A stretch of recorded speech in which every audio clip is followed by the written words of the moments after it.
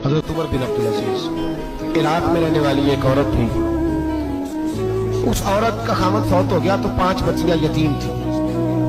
वो इराक से चली और जनाब उमर बिन अब्दुल अजीज के पास आई कि आप मेरी बच्चियों का वजीफा लगा दें। औरत कहती है मैं पहुंच गई। मैंने लोगों से पूछा घर कहाँ है, तो कहा वो जहां बोरी लटक रही है ना बाहर टाट कर पर्दा लगा हुआ है, वो हजरत उमर बिन अब्दुल अजीज का घर। कहती है मैं दरवाजे पर दस्तक दी, एक औरत ने दरवाजा खोला तो मुझे बीबी जान के अंदर बुलाया। उनके घर के अंदर जब मैं दाखिल हुई तो बड़ा सारा सेन था, एक दानी कुआं लगा था, एक तरफ एक बड़ा दरख्त था और एक छोटा सा बनाई हुई थी जगह बर्तन धोने के लिए। और बीबी ना बर्तनों को मिट्टी लगा के साबुन लगा के बैठी हुई थी, काम कर रही थी वो औरत। मुझे उसने दरख्त के नीचे बिठाया, पानी पिलाया। कैसे आई हो? मैंने कहा अमीरुल मोमिनीन से मिलना। कहने लगी बैठो थोड़ी देर में आ जाओ। कहती थोड़ी, मैंने समझा घर की कोई मुलाजमा है, मैं बैठ गई। थोड़ी देर गुजरी, फिर दस्तक हुई। उस बीबी ने उठ के दरवाजा खोला तो जब वो शख्स अंदर आए तो कहने लगी बड़ी देर से बर्तनों को साबुन लगा के बैठी हूँ, कहाँ रह गए? कहती है वो साहब कहने लगे बस जरा मसरूफ हो गया, तो दौड़े गए, कुएं से पानी निकाला, बीबी को दिया, उसने बर्तन धोए। कहती है फिर थोड़ा सा सिरका और एक रात की रोटी वो लाई, उस शख्स ने खाई। मैंने कहा कि ये दोनों घर के मुलाजिम है, मियां बीवी काम करते हैं।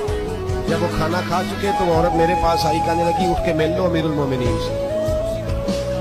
मैंने कहा कौन अमीरुल मोमिनीन? तो कहने लगी कब से तो आए हैं, ये जिसने कुएं से पानी निकाला यही मुसलमानों का अमीर है, और ये जिसने दरख्त के नीचे बैठ के सिरके से रोटी खाई है यही है, ये फरिश्तों की दास्तान नहीं।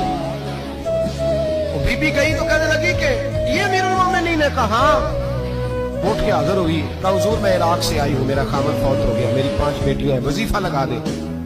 वो बीबी कहती है मेरा दिल था कि ये 3 बच्चियों का 100 दिनार साल का लगा देंगे तो बड़ी बात है। कहती है जब मैं उनके पास गई तो हजरत उमर बिन अब्दुल अजीज को बताया तो वो रोने लग गए और मुझसे माफी मांगने लगे। मैंने कहा हुजूर आप क्यों माफी मांगते हैं? तो कहने लगे इसलिए माफी मांग रहा हूँ कि तू मेरी रियाया में थी और तेरी 5 बच्चियां यतीम थी, तुझे खुद चल के आना पड़ा है। मेरा काम था तेरी खबर लेता, माफ कर दे अल्लाह की रजा के लिए। उन्होंने वजीफा लिखना शुरू किया तो मेरी एक बच्ची का 1000 दिनार साल का लिखा। मैंने कहा अल्लाह तेरा शुक्र है। फिर दूसरी बच्ची का 1000 लिखा तो मैंने कहा अल्लाह तेरा शुक्र है। तीसरी का 1000, चौथी मैंने कहा शुक्र है। जब चौथी का लिखा तो मैंने कहा अल्लाह आपका इकबाल बुलंद करे, अल्लाह आपको हमेशा इसी तरह फलता फूलता रखे। कहते जनाब उमर बिन अब्दुल अजीज ने कलम रख दिया, फरमाने लगे मैं 5वीं का वजीफा नहीं लिखूंगा, 4 बहनों से कहना बांट के इसे भी दे दे। कहा हुजूर क्यों? आप फरमाने लगे जब तक तू अल्लाह का शुक्र अदा कर रही थी मैं भी रब से जुड़ा हुआ और अल्लाह से डर के लिख रहा था। अब तूने मेरी तारीफ की है, अब मेरी साथ आ गई है। अब मैं अगर ये वजीफा लिखूंगा तो इससे अल्लाह राजी नहीं होगा, इससे मेरे नफ्स में रिया पैदा हो। अब मैं 5वीं का नहीं लिखूंगा, जा और जाके इराक के गवर्नर को दे। बीबी कहती है मैं घोड़े पे बैठी और मैं चंद दिनों के बाद इराक पहुंची। जब सवेरे आके मैंने बालिए इराक को रुका दिया तो वो चीख मार के रोया। मैंने कहा क्या हुआ?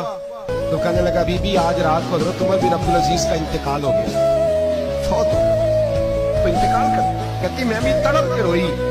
मैंने कहा मेरी ये 3 बच्चियों का क्या बनेगा? तो वो गवर्नर कहने लगा तेरे वजीफे जारी रहेंगे, तुझे मिलते रहेंगे।